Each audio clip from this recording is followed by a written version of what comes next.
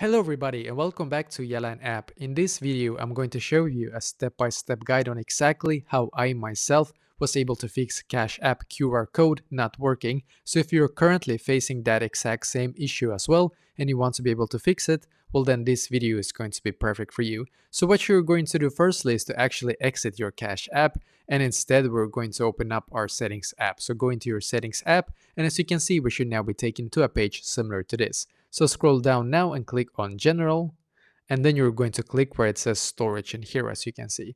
And the reason for that is because we're going to now find the Cash App in here, and then we're going to actually be able to fix the issue itself on that page. So I'm just going to show you what I mean.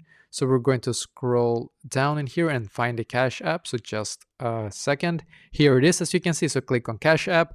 Now what you're going to do on this page is to just click on Offload App. Then once again, click on Offload App in here, wait a couple of seconds, and then click on the blue button in here. And then you're just going to wait for it to actually completely load. As you can see, it says loading now for me. It might take you a couple of seconds, maybe a couple of minutes, depending on how good of a connection that you currently have on your phone.